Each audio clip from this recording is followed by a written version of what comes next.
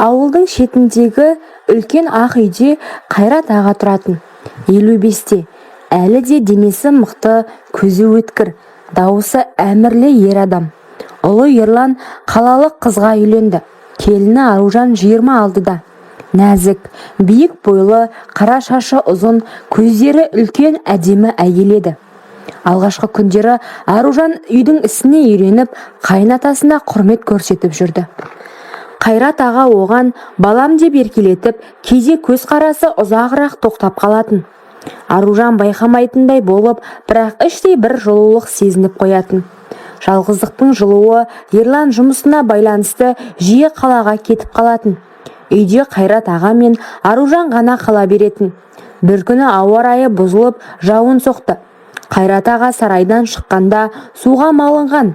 Аружан оны тез жылы суға түсіріп, арқасын уқалап берді.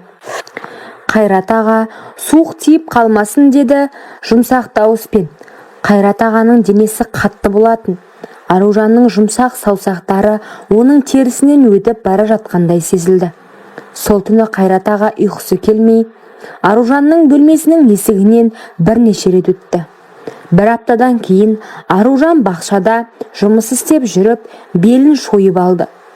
Қайрат аға оны көтеріп үйге алып келді.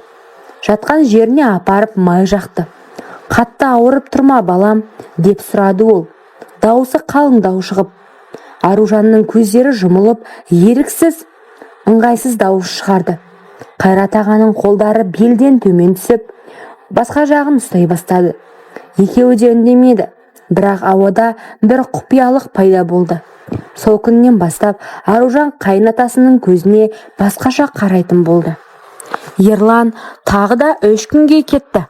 Кешке Қайрат аға Аружанға бірге отырайық деді. Дастархан басында жаман судан ішіп әңгіме айтты. Қайрат аға өзінің жастай жесір қалғанын, ұзақ жылдар бойы жалғыздықта жүргенін айтты. Аружан да өзінің Ерланмен қарым-қатынасының салқын екенін сезінетінін жасырмады. Қолдары кездейсоқ жарасып, саусақтары бір-біріне тоқтады. Қайрат аға Аружанның қолын алып, алақанынан сүйді. Аружанның денесі қалтырап кетті, бірақ тартып алмады. Сол түні Аружанның бөлмесіне Қайрат аға кірді. Есікті жауып оны құшақтады. Алғашқы өбісі ұзақ әрі құмар болды.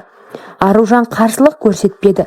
Керісінше оның кеудесіне басып, ыстық демін сезінді. Қайрат ағаның тәжірибелі қолдары Аружанның үстіндегісін шешіп денесін ұстады. Ол келіннің жатын орнына апарып, әрбір жерінен сүйді. Аружанның дауысы түннің тыныштығын бұзды. Екеуі бір-біріне еніп, ұзақ уақыт өзара бірге болды. Қайрат аға оны өзінің әйелі сияқты иемденді. Күндер өте бастады. Екеуі құпия кездесулерін жалғастырды. Кейде сарайда, кейде монша, кейде түн ортасында. Аружан Ерланға деген кінәсін сезінді. Бірақ қайнатасының құшағындағы ыстықтықтан бас тарта алмады. Бірде Ерлан ерте келуге мәжбүр болды. Қайрат аға мен Аружан әрең үлгерді. Бұл оқиға олардың құмарлығын одан әрі күшейтті. Қауіп неғұрлым болса, ләззат соғұрлым терең болатын. Уақыт өте келе Ерланның жұмысы одан әрі көбейді. Үйде Қайрат аға мен Аружан толықтай иемденді. Олар енді жасырынбай, мүмкіндік болған кезде бір-біріне толықтай берілді. Аружан қайнатасының құшағында өзін шынайы әйел ретінде сезінді. Қайрат аға да ұзақ жылдардағы жалғыздықтан құтылды. Олардың жақындығы отбасының құпиясы болып қалды. Бірақ ол екеуінің өмірін толықтырды. Кейде түнде Аружан Қайрат ағаның құлағына сыбырлайтын. Сіз менің шынайы ерім болдыңыз. Осылайша ауылдың шетіндегі ақ үйде екі жанның терең жақындығы жалғаса берді.